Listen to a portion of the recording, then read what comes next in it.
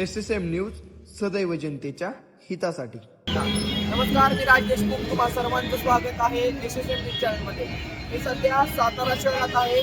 सातारा शहरात आजपासून मराठी साहित्य संमेलनाला सुरुवात झाली आहे। आपल्यासोबत सर आहेत। सर नमस्कार। माझं नाव श्रीनिवास ठाणेदार, मी अमेरिकेतला पहिला मराठी खासदार, मूळचा बेळगावचा, आणि साताऱ्यामध्ये येऊन खूप बरं वाटतंय, छान वाटतं इथं। संमेलनासाठी आलाय का? हा संमेलनासाठी अमेरिकेहून आलोय आणि आता ही ग्रंथदिंडी बघितली, 50हून अधिक रथ त्याच्यामध्ये, आणि लोकांचा प्रचंड उत्साह, सातारकरांनी केलेलं हे स्वागत बघून मन भरून आलं। खूप छान वाटलं इथे येऊन।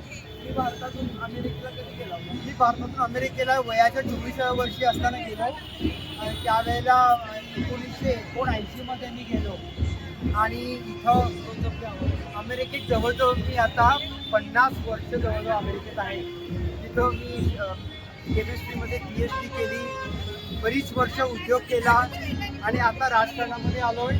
राजकीय वाटचाल कशी काय सुरुवात झाली? अमेरिकेत जाऊन भारतातून अमेरिकेत ही एक अवघड बाब होती, कारण मी त्यांच्यासारखा दिसत नाही, मी त्यांच्यासारखा बोलत नाही, तरीही 7.5 लाख अमेरिकन लोकांनी मला तिथं निवडून दिलं त्यांचा प्रतिनिधी म्हणून, आणि त्यांच्यासाठी मी खूप चांगलं काम करतोय। रस्ते बांधतोय, चांगलं पाणी त्यांना मिळावं म्हणून पाण्याची व्यवस्था करतोय, कमी किमतीमध्ये त्यांना घरं मिळावीत म्हणून प्रयत्न करतोय।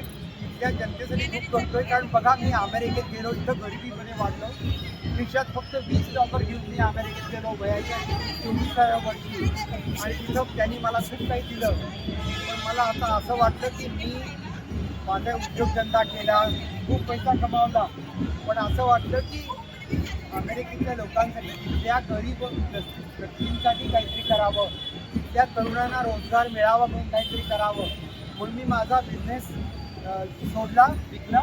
त्यातले आलेले पैसे घेऊन मी माझ्या कामगारांना वाटले, आणि उरलेल्या पैशातून निवडणूक लढवली आणि निवडून आलो। पहिला निवडणूक हरलो, पण दुसरी निवडणूक आमदारकीची जिंकली, आणि त्यानंतर आता 2दा मी खासदार म्हणून निवडून आलो।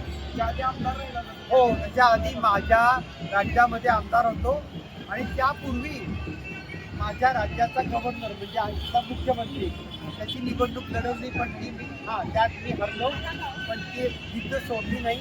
नंतर आमदार झालो, आता खासदार आहे, आणि लोकांच्यासाठी कामं करतो। राजकारणामध्ये गेलो की लोकांसाठी काहीतरी करायचं म्हणून गेलो। सातारमध्ये कधी आलाय? साताऱ्यामध्ये आज दुपारी आलो, मला ग्रंथदिंडी बघायची होती म्हणून मुद्दामून आलोय। आता मी आणखी 2 दिवस आहे।